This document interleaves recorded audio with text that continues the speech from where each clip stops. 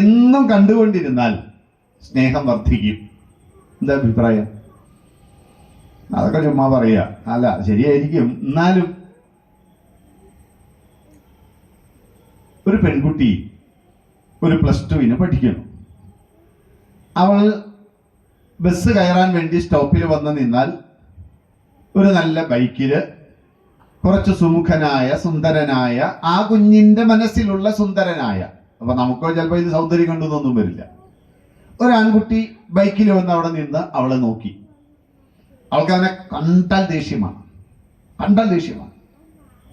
ഒട്ടും ഇഷ്ടമല്ല. അവൾ ശ്രദ്ധിച്ചേയില്ല. പിറ്റേ ദിവസവും ആ നേരത്ത് അവൻ അവിടെയുണ്ട്, നോക്കിയില്ല. പിറ്റേ ദിവസം, എല്ലാ ദിവസവും ഇങ്ങനെ ഒരു 2 ആഴ്ച കഴിഞ്ഞപ്പോൾ അവൾ ബസ് കയറി കഴിഞ്ഞാൽ പതുക്കെ ഒന്ന് നോക്കും. എന്തിനാ നോക്കിയേ? അതാ കുഞ്ഞിനും അറിയില്ല. പക്ഷെ വീണ്ടും ഈ കണ്ടുകൊണ്ടിരിക്കുമ്പോൾ അറിയാതെ ഡോപ്പമിൻ ടക് ടക് ടക്, അതിന്റെ ഗ്രാഫ് പോണെന്ന് നമ്മൾ നോക്കണം. ഗ്രാഫ് വർദ്ധിക്കും. ഈ പ്രേമത്തിന് കണ്ണും മൂക്കില്ല എന്ന് പറയുന്നത് ഈ അർത്ഥത്തിലാണ്. ഡോപ്പമിൻ ശരീരത്തിൽ വർദ്ധിക്കാൻ തുടങ്ങിയാൽ ഏതൊരാൾക്കും സൗന്ദര്യം ഉണ്ടാവും. നമുക്ക് സൗന്ദര്യം തോന്നില്ലെങ്കിലും ആ പെൺകുഞ്ഞിനെ, ആൺകുഞ്ഞിനെ സംബന്ധിച്ച് അവർക്ക് മാത്രമേ സൗന്ദര്യം ഉണ്ടാവൂ. അതാണ് വിചിത്രമായ മനുഷ്യ മനസ്സിൽ ഉണ്ടാകുന്ന ഹോർമോണുകളുടെ പ്രത്യേകത. അതുകൊണ്ട് പ്രേമം എന്നും കണ്ടുകൊണ്ടിരുന്നാൽ സ്വാഭാവികമായിട്ടും അത് വർദ്ധിക്കാനുള്ള സാധ്യതകളുണ്ട്. എന്നും കണ്ടുകൊണ്ടിരുന്ന സ്നേഹം വർദ്ധിക്കുമായിരുന്നു. ബാല്യത്തിൽ തന്നെ മാതുല ഗൃഹത്തിലേക്ക് സ്വന്തം പുത്രനെ നീ അയച്ചതിന് ശേഷം പിന്നീട് അച്ഛനുമായി കാണുന്നില്ല, രാമനുമായി കാണുന്നില്ല. അതുകൊണ്ട് നിന്റെ മകനെ നിശേഷം മറന്നിരിക്കുന്നു ദശരഥൻ.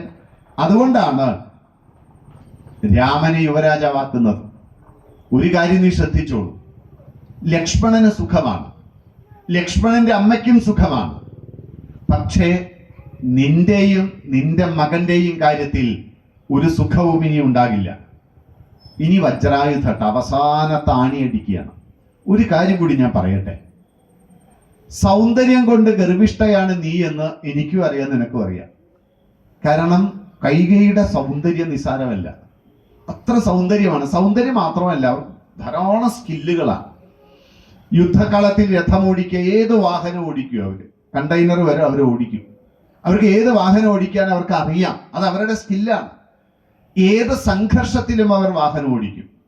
അങ്ങനെ കഴിവുള്ള, സൗന്ദര്യമുള്ള, സാമർഥ്യമുള്ള, ഈ ക്ഷാത്രവീര്യമുള്ള ഈ പെൺകുട്ടി സൗന്ദര്യം കൂടി ഉണ്ടെങ്കിലും ഒരു പുരുഷൻ വശംവദനാകാൻ ഇതിലധികം ഇനി എന്താ വേണ്ടത്? രണ്ടും കൂടി ഒരുമിച്ച് പൊതുവിൽ കിട്ടില്ല. ഏതാ രണ്ടും കൂടി? സൗന്ദര്യം ഉണ്ടെങ്കിൽ സാമർഥ്യം കുറയും, രണ്ടും കൂടി കിട്ടില്ല. ഇനി സാമർഥ്യം ഉണ്ടോ, സൗന്ദര്യത്തിൽ കുറയും. ഇത് ഞാൻ പറഞ്ഞല്ല, കൈകേയിയോട് പറയാണ്, കൈകേയി നിനക്ക് ഈ സൗന്ദര്യം ഉണ്ടെന്നുള്ള അഭിമാനമുള്ള, സാമർഥ്യം കുറവ്, ഒരു സാമർഥ്യക്കുറവുമില്ല. പക്ഷെ നീ ഒരു കാര്യം ആലോചിച്ചോളൂ, നിന്റെ സൗന്ദര്യം കൊണ്ട് ഗർഭിഷ്ഠയായ നീ കൗസല്യയോട് ചെയ്ത പോരൊന്നും മറക്കണ്ട. എനിക്ക് നല്ല ഓർമ്മയുണ്ട്. നീ വിവാഹം കഴിച്ച അന്നു മുതൽ ദശരഥനെ നിന്റെ അന്തഃപുരത്തിൽ നിന്ന് കൗസല്യയുടെ അന്തഃപുരത്തിലേക്ക് പറഞ്ഞയച്ചിട്ടുണ്ട്. നീ നിന്റെ കൂടെയല്ലേ എന്നും കിടത്തിയത്. അതുകൊണ്ട് തന്നെ നീ ചെയ്ത ഓരോ പോരിനും, രാമമാതാവിനെ പലപ്പോഴും നീ നിരാകരിച്ച ഓരോ കാര്യത്തിനും, അവരോട് ചെയ്ത സർവദ്രോഹത്തിനും അവർ രാജമാതാവായി കഴിഞ്ഞാൽ നിന്നോട് പകരം കിട്ടും. നീ നോക്കിക്കോ, നിനക്കെതിരെ അവർ വലിയ തരത്തിലുള്ള കാര്യങ്ങളൊക്കെ ചെയ്യും. അമ്മയും മകനും കരയാൻ തയ്യാറായിക്കോളൂ, ഞാൻ എൻ്റെ പണിക്ക് പോവാന്ന് പറഞ്ഞു. ദീപട്ടെ എവിടെ? ഇതാണ് പോയിന്റ്. നല്ല യൗവനകാലത്ത് നമ്മൾ പലരെയും വിഷമിപ്പിച്ചിട്ടുണ്ടാവും. അത്യാവശ്യം പ്രായമാകുമ്പോൾ അവരത് മറക്കില്ല. പ്രായമാകുമ്പോൾ നമുക്ക് എല്ലാവരോടും പ്രേമായിരിക്കും. പക്ഷെ നല്ല കാലത്തോ, എനിക്ക് ഇങ്ങനെ ഒരു പ്രായമാകുന്ന കാലം വരും എന്ന് അന്ന് ഓർത്തിട്ടുണ്ടാവുമോ? ഒരു ഓട്ടോറിക്ഷയുടെ പിന്നിൽ എഴുതി വെച്ച സുന്ദരമായ വാക്ക് ഞാൻ കഴിഞ്ഞ ദിവസം വായിച്ചു. ചിരിക്കാതെ സുന്ദരി നീയാണ് നാളത്തെ കിളവി എന്ന് പറഞ്ഞിട്ട്. നീ വലിയ അതൊന്നും വേണ്ട, നാളെ നിനക്കാണ് വരുന്നത്. ഇത് കേട്ടതോടുകൂടി മന്ധരയുടെ വാക്കുകൾ വജ്രാഘാത പോലെ ഇവരുടെ ഹൃദയത്തെ വല്ലാതെ മതിച്ചു. കഴിഞ്ഞുപോയ പല കാര്യങ്ങളും മനസ്സിലേക്ക് ഓടി വന്നു. മന്ധരെ, നീ നോക്കിക്കോ, രാമനെ ഞാൻ കാട്ടിലേക്ക് അയക്കും, ഭരതനെ ഞാൻ അഭിഷേകം ചെയ്യിക്കും. ബുദ്ധിശാലിയായ നീ തന്നെ അതിനൊരു ഉപായം പറഞ്ഞതാ, എനിക്കൊരു വഴി നീ തന്നെ പറഞ്ഞതാ. അപ്പൊ മന്ധരയ്ക്ക് സന്തോഷം. മന്ധര അടുത്ത് വന്നിരുന്ന് പറഞ്ഞു, അത് കൈകേയി നിനക്ക് അറിഞ്ഞുകൂടെ, അത് നീ തന്നെ എന്നോട് പലപ്പോഴായി പറഞ്ഞിട്ടുള്ള കാര്യം നീ മറന്നോ? ഇനി മറന്നതായി നടിക്കുകയാണോ?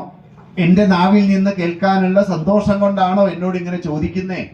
നീ എന്നോട് മറന്നതാണെങ്കിൽ അത് പറയൂ. അല്ല നിനക്ക് ഓർമ്മയുണ്ടോ? അല്ലല്ല, നീ പറയൂ, എനിക്ക് ഓർമ്മയില്ല. അപ്പൊ പറഞ്ഞു, പണ്ട് നീ ദേവാസുര യുദ്ധകാലത്ത് ഒരു യുദ്ധക്കളത്തിലേക്ക് ദശരഥൻ സർവായുധപാണിയായി പോകുന്ന സമയത്ത് ആ തേര് തെളിച്ചത് നീയായിരുന്നില്ലേ? അന്ന് മായാപ്രയോഗത്തിൽ വലിയവനായിട്ടുള്ള ശമ്പരൻ എന്ന് പറയുന്ന അസുരനുമായി ഒരു മായായുദ്ധത്തിൽ ദശരഥൻ പങ്കെടുത്ത് നിനക്കറിയാമല്ലോ. ശമ്പരാസുരന്റെ മായാപ്രയോഗത്തിൽ ദശരഥന് അപകടം പറ്റി. ആ അപകടം പറ്റി അദ്ദേഹം മൂർച്ഛിച്ച് ബോധം കെട്ട് താഴെ വീണു. ശരീരം മുഴുവൻ മുറിവുകളുണ്ടായി, രക്തം വാർന്നൊഴുകി. അദ്ദേഹത്തിന് മരണം വരെ സംഭവിക്കാവുന്ന ആ സമയത്ത് ആ യുദ്ധമുഖത്ത് നിന്ന് വളരെ വേഗം അദ്ദേഹത്തെ തേർത്തട്ടിൽ സുരക്ഷിതമാക്കി നീ മറ്റൊരിടത്ത് കൊണ്ടുപോയി അദ്ദേഹത്തിന് വന്ന മുറിവുകളെല്ലാം മരുന്ന് വെച്ച് അതെല്ലാം ഉണക്കി അദ്ദേഹത്തിന് സ്വബോധം തിരിച്ചു കിട്ടി. അദ്ദേഹത്തെ വീണ്ടും വർദ്ധിത വീര്യത്തോടെ യുദ്ധം ചെയ്യാൻ പ്രാപ്തമാക്കിയ ആ കഥ ഓർമ്മയില്ലേ? അപ്പൊ ഒരു പറഞ്ഞു, ഉവ്വ് അന്ന് നീ രാജാവിന്റെ ജീവൻ രക്ഷിച്ചപ്പോൾ നിനക്ക് 2 വരം തരാമെന്ന് പറഞ്ഞിരുന്നില്ലേ? ഉണ്ട്. അന്ന് നീ പറഞ്ഞത് എന്താ? എനിക്ക് എന്തിനാണ് വരം എന്നല്ലേ? സത്യമാണ്. ഒരു തേരാളിയുടെ ഡ്രൈവറുടെ ധർമ്മമാണ് തൻ്റെ രാജാവിന്റെ ജീവൻ രക്ഷിക്കുക. മാത്രമല്ല ഇവിടെ തേരാളി സാരഥി രഥിയുടെ ധർമ്മപത്നിയാണ്. അപ്പോൾ രഥിയായ തൻ്റെ ഭർത്താവിന്റെ ജീവൻ രക്ഷിക്കേണ്ടത് തൻ്റെ ധർമ്മമല്ലേ? ആ ധർമ്മം ഉള്ളത് കൊണ്ട് ഇതിനൊക്കെ വരം തന്നാൽ എങ്ങനെയാ മഹാരാജാവേ എന്നല്ലേ നീ തിരിച്ചു ചോദിച്ചത്? തേരാളിയുടെ ധർമ്മം സാരഥിയുടെ ധർമ്മപ്രകാരം ജീവൻ രക്ഷിക്കുക എന്ന ഒന്നാമത്തെ കാര്യം. ഒരു ധർമ്മപത്നി എന്നുള്ള നിലയിൽ ഞാൻ എൻ്റെ ഭർത്താവിന്റെ ജീവൻ രക്ഷിച്ചു. ഈ 2 കാര്യങ്ങൾ ഉള്ളത് കൊണ്ട് ഞാൻ എൻ്റെ ധർമ്മം ചെയ്തതിന് അങ്ങ് എന്തിനാണ് എനിക്ക് വരം തരുന്നത്? ഇതല്ലേ നീ ചോദിച്ചത്. പക്ഷെ ദശരഥൻ ഒരു പ്രശ്നമുണ്ട്, വലിയ സൗന്ദര്യാരാധകനാണ്. ഈ വലിയ ആരാധനയും ഏതെങ്കിലും ഒന്നിനോടുള്ള ഈ മമത്വവും കാരണം പലപ്പോഴും ഓഫർ കൊടുക്കും. എന്തൊക്കെ ഓഫറാ കിട്ടുക? നമ്മുടെ കുട്ടികൾ പലരും പല ഓഫറൊക്കെ വാങ്ങിയെടുത്ത് വേറെ ആരെങ്കിലും കൂടിയൊക്കെ പോയിട്ടുണ്ട്. ഇത് ഏതാണ്ട് പച്ച പിടിച്ച് വരുമ്പോഴായിരിക്കും കൂടെ നിൽക്കുക. നമ്മൾ ഈ സോഷ്യൽ മീഡിയ ഒക്കെ തുറന്നാൽ ഇപ്പൊ വന്നുകൊണ്ടിരിക്കുന്ന പല വാർത്തകളും സത്യമെന്ന് നമുക്ക് തോന്നുമെങ്കിലും നമ്മൾ അതിൻ്റെ വേരുകൾ തേടി പോകുമ്പോൾ അതിലൊരു സത്യവും ഉണ്ടാകാൻ സാധ്യതയില്ല. അതുകൊണ്ട് ആ 2 വരം രാജാവ് വീണ്ടും വീണ്ടും നിർബന്ധിച്ചപ്പോൾ ഭവതി രാജാവിനോട് പറഞ്ഞ വാക്ക് മറക്കണ്ട, അത് ന്യാസമായി കടമായി എൻ്റെ കയ്യിലിരിക്കട്ടെ, ആവശ്യം വരുമ്പോൾ ഞാൻ ചോദിച്ചു കൊള്ളാം. അങ്ങനെ രാജാവ് നിനക്ക് ആ 2 വരങ്ങൾ ന്യാസമായി നിന്നെ ഏൽപ്പിച്ചതിന് ശേഷം ശമ്പരാസുരനുമായി യുദ്ധം ചെയ്ത് വിജയിച്ച് വിജയശ്രീലാളിതനായി തിരിച്ചു വന്നപ്പോൾ നിന്നോട് എത്ര ഇഷ്ടമായിരുന്നു. അതുകൊണ്ട് നീ ആ 2 വരങ്ങൾ ചോദിക്കണം.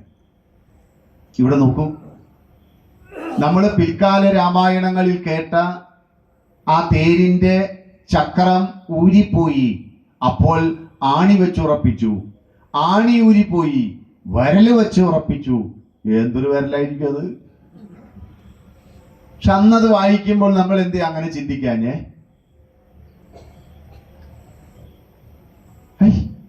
ഒരു വാതിലിന്റെ ഇടയിൽ നമ്മുടെ വിരലൊക്കെ ഒന്ന് കുടുങ്ങിക്കഴിഞ്ഞത് ഇവിടെ കുറച്ചൊന്ന് മുറിഞ്ഞ 3 ദിവസം നമ്മൾ എന്താ പറയാ വല്ല പന്തം പോലെ ഒന്നും വെച്ച് നടന്ന് വിഷമിച്ച് വേദനിച്ച് കരയുന്ന നമ്മൾ ഈ ചക്രത്തിന്റെ ഇടയിലേക്ക് വിരല് വെച്ച് ആ തേരോടിച്ച് യുദ്ധം ചെയ്യിപ്പിച്ചു എന്നൊക്കെയുള്ള കഥ കേട്ടില്ലേ? ഇങ്ങനെയൊന്നും രാമായണത്തിലില്ല. രാമായണത്തിലുള്ളത് ശമ്പരാസുര വധവുമായി ബന്ധപ്പെട്ട ആ ചരിത്രമാണ്. അത് പറ്റുകയാണെങ്കിൽ ഇന്ന് ചെന്ന് കുഞ്ഞുങ്ങളോട് പറയണം, മോളെ ബാലരമയൊക്കെ മാച്ചു കളയൂ, അതൊന്നും അല്ല സത്യം, രാമായണത്തിൽ ഇങ്ങനെയാണ് കേട്ടോ എന്ന് പറയണം. ശരിയാണേ? അപ്പൊ അത് മനസ്സിലിരിക്കട്ടെ, അത് നമുക്ക് ആവശ്യമുണ്ട്. ഏതായാലും ആ വരം രണ്ടും നീ ചോദിക്കണം. ദേവി എന്നോട് നേരിട്ട് പറഞ്ഞതാണ്. അതുകൊണ്ട് ഞാനിതൊക്കെ ഉണ്ടല്ലോ, ഇങ്ങനത്തെ ഒന്നും കേട്ടാ ഞാൻ മറക്കാറില്ല. അത് മന്ധരയുടെ ഒരു മന്ധരയും നമ്മുടെ ഉള്ളിലുണ്ട് കേട്ടോ. നമ്മൾ ചിലതൊന്നും നമ്മൾ മറക്കില്ല. അതൊക്കെ ഇങ്ങനെ ഉള്ളിലൊരു വശത്ത് വെച്ച് സമയം കിട്ടുമ്പോ 4 കുത്തൊക്കെ കുത്തി. അപ്പൊ അതുകൊണ്ട് നീ ഒരു കാര്യം ചെയ്യാൻ 2 വരം ചോദിക്കുക. ചോദിക്കുമ്പോൾ ഇങ്ങനെ ചോദിക്കണം: രാമനെ 14 ആണ്ട് ജടാവൽക്കലധാരിയായി അരണ്യത്തിൽ വാസമുറപ്പിക്കണം. 2, രാമനെ അഭിഷേകം ചെയ്യാൻ വേണ്ടി സ്വരുക്കൂട്ടിയിട്ടുള്ള ആ സംഭാരങ്ങൾ കൊണ്ട് ഭരതന്റെ ശിരസിൽ പൊൻകിരീടം അണിയിക്കണം. ഭരതന് രാജ്യം കൊടുക്കണം. ഈ കാര്യം നീ രാജാവിനോട് ചോദിക്കണം. വലിയ സന്തോഷമായി. 14 വർഷം നമുക്കറിയാം, നമ്മൾ കേട്ടിട്ടുണ്ട്. ഈ 14 വർഷം മന്ധര പറഞ്ഞിട്ടുണ്ടെങ്കിൽ 2 മനഃശാസ്ത്രം ഇതിന്റെ പിന്നിലുണ്ട്. ഒന്ന്, 14 വർഷമൊക്കെ ഒരാൾ ഒരു പ്രധാനമന്ത്രി ആയാൽ ആ 14 വർഷത്തെ സുസ്ഥിര ഭരണം കൊണ്ട് ജനമനസ്സിൽ സ്ഥാനം പിടിക്കും. അതൊരു മനഃശാസ്ത്രമാണ്. 14 വർഷം അത് മതി പിന്നെ സ്ഥിരമാകാൻ. അതുകൊണ്ട് ഭരതന്റെ സാമർഥ്യം കൊണ്ട് 14 വർഷം കൊണ്ട് ജനമനസ്സിൽ സ്ഥാനം പിടിച്ചാൽ രാമനെ ജനങ്ങൾ മറക്കും. ഇതാണ് ഇവരുടെ ഒന്നാമത്തെ മനഃശാസ്ത്രം. കാരണം ഭരതൻ നിസ്സാരക്കാരനല്ല. ദശരഥൻ തന്നെ പറയുന്നുണ്ട്, ധർമ്മജ്ഞനാണ്, സത്യവാനാണ്, ശ്രേഷ്ഠനാണ്, രാമനോളം ഗുണമുള്ളവനാണ്. അങ്ങനെയുള്ള ആ സംഗമേശ്വരൻ എന്ന് പറയുന്ന സംഗമഗ്രാമമായ ഇരിങ്ങാലക്കുടയുടെ അധിദേവനാണ് സംഗമേശ്വരൻ എന്ന ഭരതൻ. അതുകൊണ്ടാണ് സംഗമഗ്രാമം എന്നായിരുന്നു ഇരിങ്ങാലക്കുട എന്ന് പറയുന്ന സ്ഥലത്തിന്റെ പൂർവകാല നാമം. ആ സംഗമഗ്രാമത്തിന്റെ അധിദേവതയുടെ പേരാണ്, ഗ്രാമദേവതയുടെ പേരാണ് സംഗമേശ്വരൻ. അതാണ് കൂടൽമാണിക്യം ക്ഷേത്രത്തിലെ പ്രതിഷ്ഠ. ഭരതൻ സംഗമേശ്വരനാണ്. ആ സംഗമേശ്വരന് അതിനുള്ള കഴിവുണ്ട്. ഇതാണ് ഒന്നാമത്തെ മനഃശാസ്ത്രപരമായി ഒന്നാമത്തെ കാര്യം. രണ്ടാമത്തെ കാര്യം, അക്കാലത്തെ നിയമമനുസരിച്ച് അന്നത്തെ കോടതി വ്യവഹാരങ്ങൾക്കനുസരിച്ചുള്ള ഒരു കാര്യമാണ്. അതാണ് രണ്ടാമത്തെ കാര്യം. അത് ഏത് വസ്തുവും നമ്മൾ ഒരു വാടക ചീട്ടൊക്കെ എഴുതുമ്പോൾ 11 മാസത്തേക്ക് വാടക കരാർ എഴുതുന്ന സ്വഭാവം നമുക്ക് ഇന്നുണ്ട്. രാമന്റെ കാലത്ത് അത് മാസമായിരുന്നില്ല, വർഷമായിരുന്നു. ത്രേതായുഗത്തിൽ 11 വർഷം ഒരു വസ്തു കയ്യിലിരുന്നാൽ ആ വസ്തു കയ്യിലിരിക്കുന്നയാൾക്ക് അതിന്റെ കൈവശാവകാശമുണ്ട്, ഉടമസ്ഥാവകാശമില്ല. ഉടമസ്ഥാവകാശം ഉടമസ്ഥന് തന്നെയാണ്, രാമന് തന്നെയാണ്, അല്ലെങ്കിൽ ദശരഥന് തന്നെയാണ്. പക്ഷേ ഒരു കരാറുമില്ലാതെ ഈ 11 വർഷം കഴിഞ്ഞാൽ ഈ വസ്തു മറ്റൊരു കരാറില്ലാതെ ഒരു വ്യക്തി അനുഭവിക്കുന്നുവെങ്കിൽ സ്വാഭാവികമായും ആ വസ്തുവിന്റെ കൈവശാവകാശം മാറി ഉടമസ്ഥാവകാശം വരാനുള്ള സാധ്യതകളുണ്ട്. പൊസഷൻ മാറി ഓണർഷിപ്പ് കിട്ടും. ഇന്നും അങ്ങനെയല്ലേ? ഓരോ 11 മാസം കഴിയുമ്പോഴും നമ്മളെല്ലാം റിന്യൂ ചെയ്യാറില്ലേ? വാടക കരാർ എഴുതൂ. ചില കാരണങ്ങൾ കൊണ്ട് നമുക്ക് എഴുതാൻ പറ്റില്ല. ഉടമസ്ഥൻ മരണപ്പെടുക, ഉടമസ്ഥനെ ഹോസ്പിറ്റലൈസ് ചെയ്തത് കൊണ്ട്, രോഗപീഠകൾ ഉള്ളത് കൊണ്ട്, ദീർഘകാലം എവിടെയെങ്കിലും ഒരു യാത്ര പോയി തിരിച്ചു വരാൻ പറ്റാത്തത് കൊണ്ട്. അപ്പോൾ എപ്പോഴും 1 മാസത്തെ ഒരു പീരീഡ് കിട്ടും എപ്പോഴും. അതുകൊണ്ട് 12 മാസവും കഴിയാതിരിക്കണം. അത് കോടതി വ്യവഹാരത്തിൽ പോയാലും ചില എന്താ പറയാ ഒരു ഗ്രേസ് പീരീഡ് ഒക്കെ കിട്ടും. അന്നത്തെ കാലത്ത് 11 വർഷം ഒരു വസ്തു കയ്യിലിരിക്കുക, 12 വർഷമായാൽ ഓണർഷിപ്പ് ആകും. എന്നാലും ഇനി പറയണ വാക്കൊന്ന് ശ്രദ്ധിക്കൂ. 1 വർഷത്തിന് 1 മാസത്തെ ഗ്രേസ് പീരീഡ് ഉണ്ടെന്ന്. അപ്പോൾ 12 വർഷം കയ്യിലിരുന്നാലും ആ വസ്തുവിന് ഉടമസ്ഥാവകാശം കിട്ടില്ല. വീണ്ടും 1 വർഷത്തിന് 1 മാസം എന്ന് പറഞ്ഞാൽ 12 വർഷത്തിന് 12 മാസം. 12 മാസം എന്ന് പറഞ്ഞാൽ 1 വർഷം. അപ്പോൾ 13 തികഞ്ഞാൽ, ശ്രദ്ധിക്കണേ, 13 തികഞ്ഞാൽ ഇനി രാമൻ തിരിച്ചു വന്നാലും രാമന്റെ മക്കൾ വന്നാലും നിയമമനുസരിച്ച് അയോധ്യ തിരിച്ചു കൊടുക്കണ്ട. ഇത് ഏതായി മന്ധര? ഇതെന്താ മുതല്? നിസാരാളൊന്നുമല്ല. അല്ലെങ്കിൽ ഈ 14 വർഷത്തിന് പകരം 50 വർഷം എന്ന് പറയാമായിരുന്നില്ലേ? ഒരു റൗണ്ട് ഫിഗർ ആക്കി 20, 30, 40, 50, 60, 70, 100 ആജീവനാന്തം എന്തായാലും ചോദിക്കുക. എന്നാ പിന്നെ നല്ലത് ചോദിച്ചൂടെ? കൂടുതൽ ചോദിച്ചൂടെ? വണ്ണത്തിൽ ചോദിച്ചൂടെ? പക്ഷെ 14 അത്രയും നിയമത്തിന്റെ ഒരു പൂട്ടിട്ട് പൂട്ടുകയാണ്. എത്ര മനോഹരമാ നോക്കൂ അവരുടെ ചിന്ത. ഇവരുടെ അനിയനായിട്ട് വരും ശകുനി. 12 വർഷം വനവാസവും 1 വർഷത്തെ അജ്ഞാതവാസവും പൂർത്തീകരിച്ചാൽ 13 ആകും. ഹസ്തിനപുരി കിട്ടുമോ? കിട്ടില്ല. അപ്പൊ ഇവരൊക്കെ ഒരു എണ്ണം പറയുന്നു. നമ്മുടെ പൂർവികന്മാർ എവിടെയെങ്കിലും ഒരു പ്രത്യേകമായ ഒരു എണ്ണം പറഞ്ഞിട്ടുണ്ടെങ്കിൽ അത് ആ കാലത്തിലെ കാലികമായ നിയമങ്ങൾക്കനുസരിച്ചാണ് അവർ പറയുക. ഇത് നമ്മൾ നല്ലപോലെ ആലോചിച്ചാൽ, ഒരു യുക്തിയൊക്കെ ഉപയോഗിച്ചാൽ നമുക്ക് കിട്ടും. അല്ലാതെ വെറുതെ 14 വർഷം 13 വർഷം എന്നൊന്നും പറയില്ല. അവർ പറയുന്ന ഓരോ സംഖ്യയ്ക്കും ചില പ്രത്യേകതകളുണ്ട്. ആ കാലത്തിന്റെ സംഖ്യാ നിർണയം എത്രയാണെന്ന് നമുക്കറിയില്ല.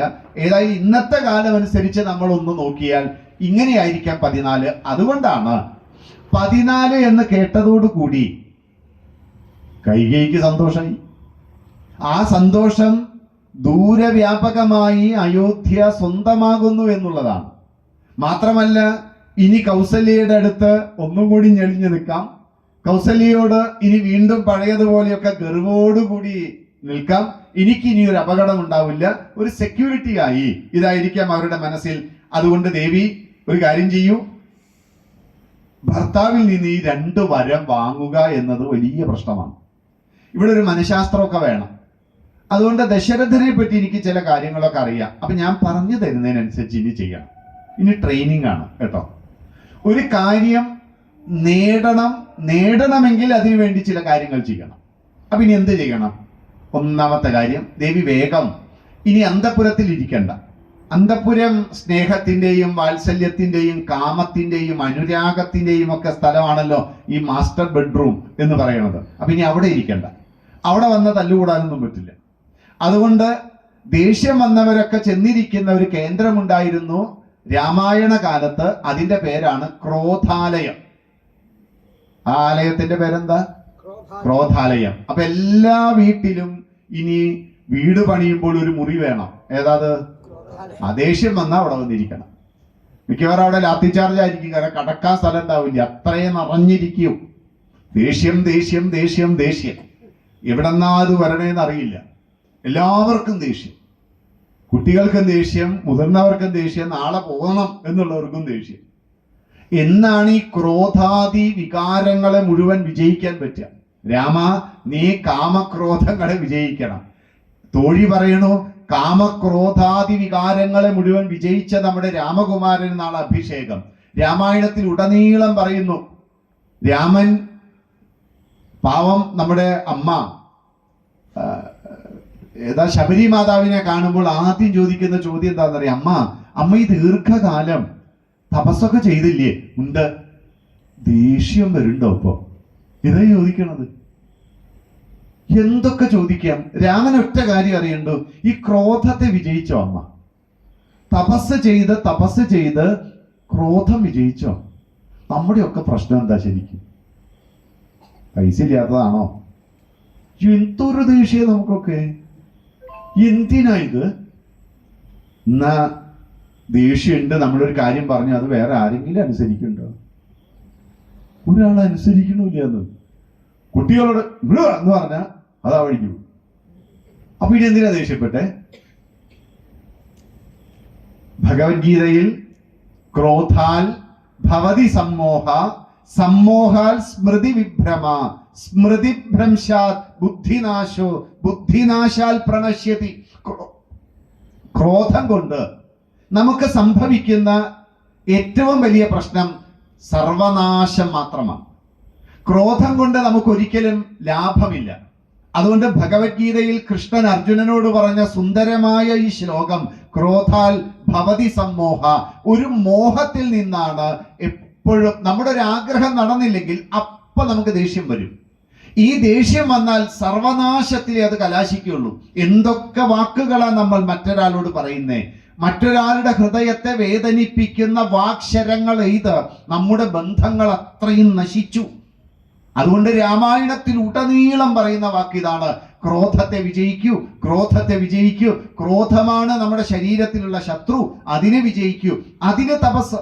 ഋഷിമാർ പറയുന്നു, രാവണനെയും കിങ്കരന്മാരെയും കൊല്ലാൻ ഞങ്ങൾക്ക് പറ്റാഞ്ഞിട്ടല്ല, പക്ഷെ ഇത്രകാലം ഞങ്ങൾ ഉണ്ടാക്കിയ തപസ് ദേഷ്യം മൂലമില്ലാതാകും.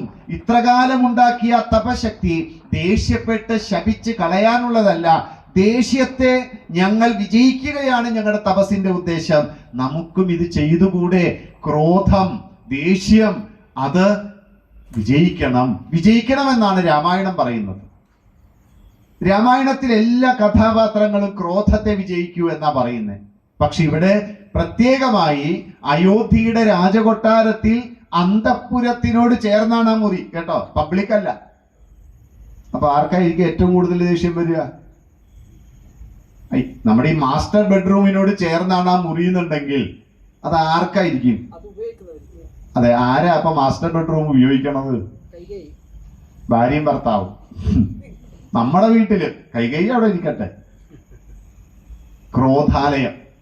നമുക്ക് പ്രയർ റൂം ഉണ്ട്, നമുക്ക് ബെഡ്റൂം ഉണ്ട്, നമുക്ക് ഡൈനിങ് റൂം ഉണ്ട്, നമുക്ക് ഒരു റൂം കൂടി വേണം. ഏതാത്?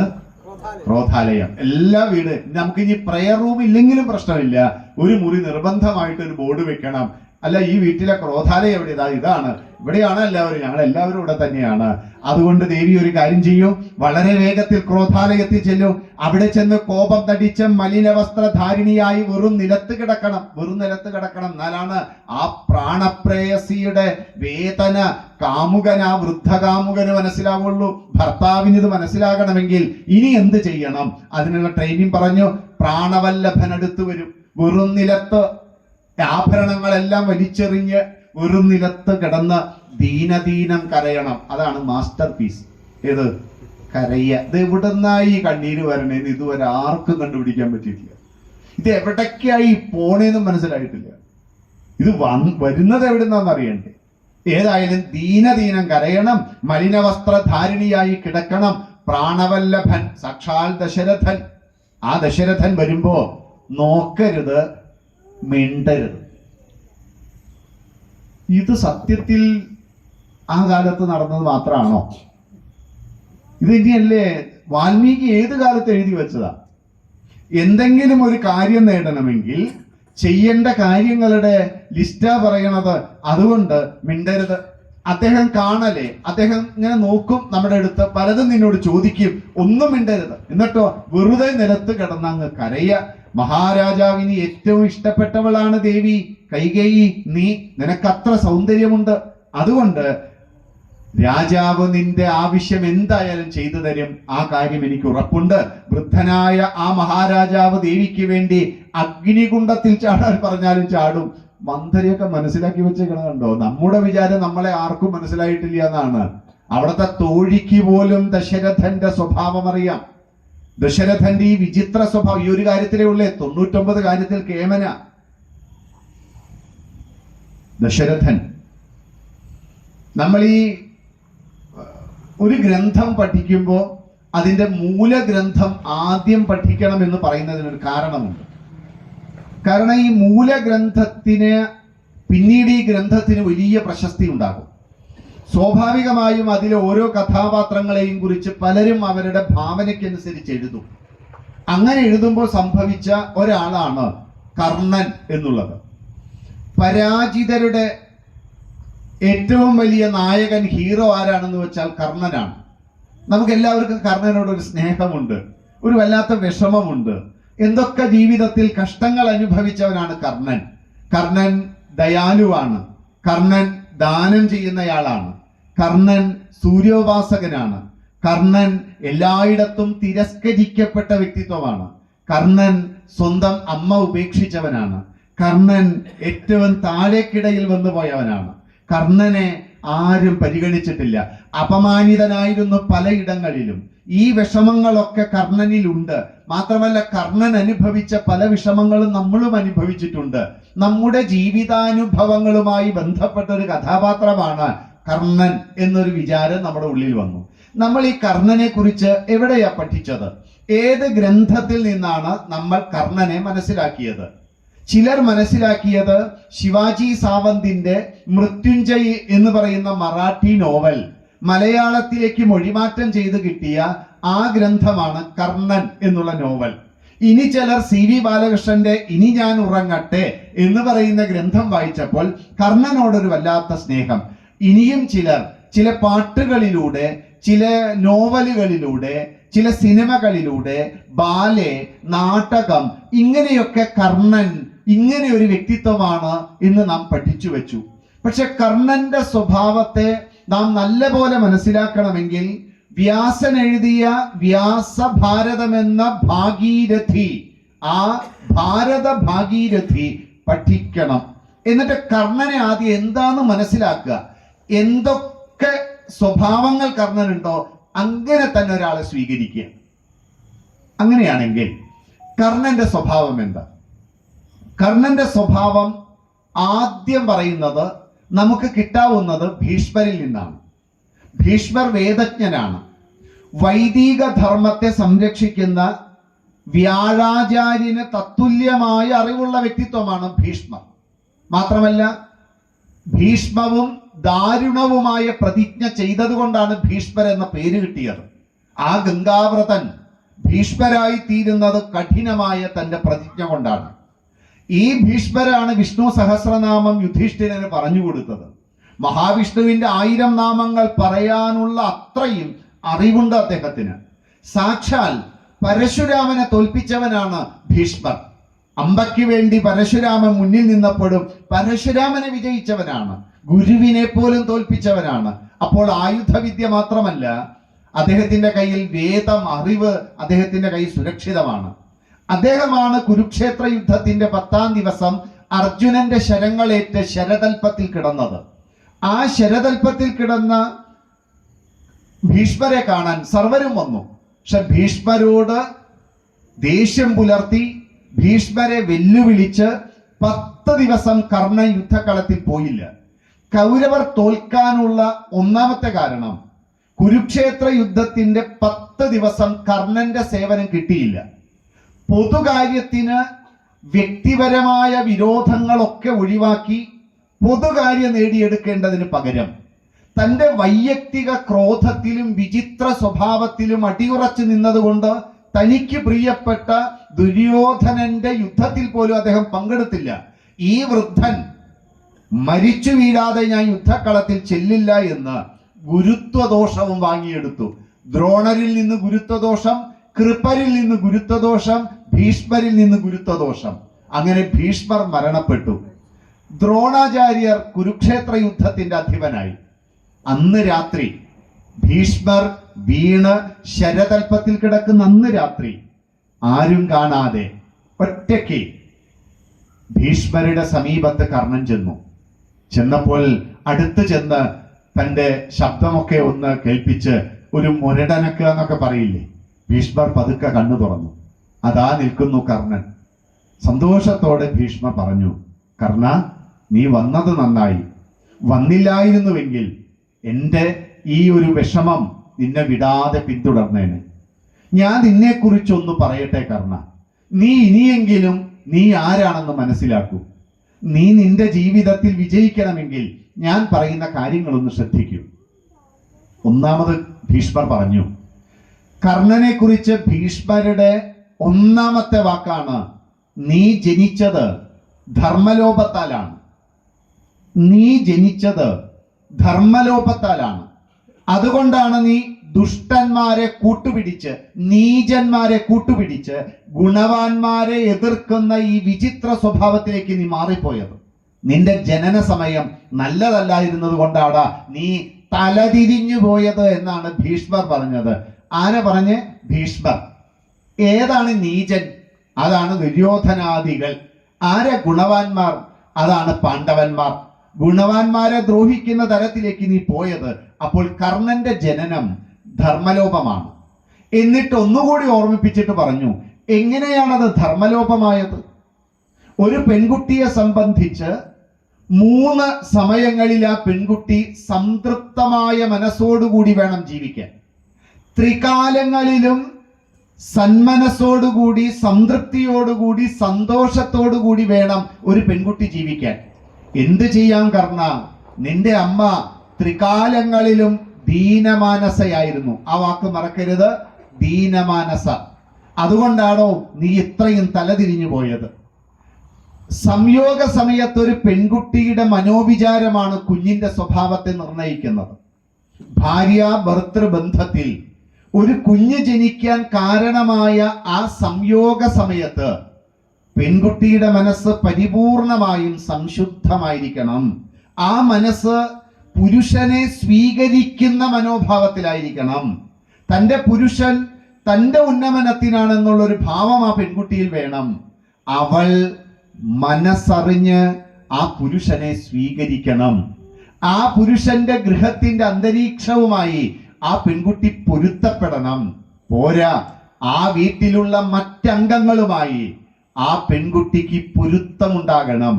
ഈ 3 അവസ്ഥയിൽ മാത്രമാണ് ഒരാണിനെ സ്വീകരിക്കാൻ ഒരു പെൺകുട്ടി സ്വയമേവ തയ്യാറെടുത്തുകൊണ്ട് പരിപൂർണ മനസ്സോടുകൂടി ഒരു പുരുഷനെ സ്വീകരിക്കുക എന്ന ഒന്നാമത്തെ കാര്യം. 2, ആൺകുട്ടി ജീവിക്കുന്ന ആ ഗൃഹത്തിന്റെ അന്തരീക്ഷവുമായി അവൾ പൊരുത്തപ്പെടുക എന്ന രണ്ടാമത്തെ കാര്യം. 3, ആ വീട്ടിലെ മറ്റംഗങ്ങളുമായി അവൾ മാനസികമായി പൊരുത്തപ്പെടണം. ഈ 3 അവസ്ഥയിൽ ഒരു പെൺകുട്ടി എത്തുമ്പോൾ മാത്രമാണ് ഒരു പുത്രൻ ജനിക്കാവൂ, ഒരു പുത്രി ജനിക്കാവൂ, മക്കൾ ജനിക്കാവൂ. ഇതാണ് നിയമം. ഈ നിയമം അനുസരിച്ച് നിന്റെ അമ്മ ത്രികാലങ്ങളിലെ സംയോഗ സമയത്ത് നിന്റെ അമ്മ ദീനമാനസയായിരുന്നു. സൂര്യൻ ബലാത്കാരം ചെയ്തതാണ് നിന്റെ അമ്മയെ. അന്ന് നിന്റെ അമ്മയുടെ മനസ്സ് വല്ലാതെ വേദനിച്ചിരുന്നു. 10 മാസം ആ ഗർഭകാലം, ആ കാലത്ത് നിന്റെ അമ്മ ദീനമാനസിയായിരുന്നു. എങ്ങനെ ഇത് ഇല്ലാതാക്കാം എന്ന ഒന്നാമത്തെ ചിന്ത, എങ്ങനെ മറ്റുള്ളവരിൽ നിന്ന് ഒളിപ്പിക്കാം എന്ന രണ്ടാമത്തെ ചിന്ത, തനിക്ക് പേരുദോഷം വരുമല്ലോ എന്ന 3ാമത്തെ പ്രശ്നം, തന്റെ കുലത്തിന്റെ പേര് നഷ്ടപ്പെടുമല്ലോ എന്ന 4ാമത്തെ പ്രശ്നം. ധാത്രിയുമായി ഒരുമിച്ച് ചേർന്ന് 10 മാസം ആ അമ്മ അനുഭവിച്ച നരകം, ആ ദീനമാനസം കൊണ്ടാണോ നീ ഇത്രയും തലതിരിഞ്ഞു പോയത്? 2ാമത്തെ കാര്യം. 3, പ്രസവ സമയമാണ്. ആ സമയത്തും ഒരു പെൺകുട്ടിക്ക് കരുതൽ വേണം. ആ പെൺകുട്ടിക്ക് ഒരു സെക്യൂരിറ്റി ഫീലിങ്സ് വേണം. എൻ്റെ കൂടെ എൻ്റെ സർവരുമുണ്ട് എന്ന് തോന്നണം. ആ 3 സമയത്തും നിന്റെ അമ്മ ദീനമാനസയായിരുന്നു കർണ. അതുകൊണ്ടാണ് നീ വഴിപിടച്ചു പോയത്. കർണന്റെ സ്വഭാവത്തിന്റെ വൈചിത്ര്യം നമ്മൾ ഒന്നുകൂടി മനസ്സിലാക്കിയാൽ, നമ്മളൊരു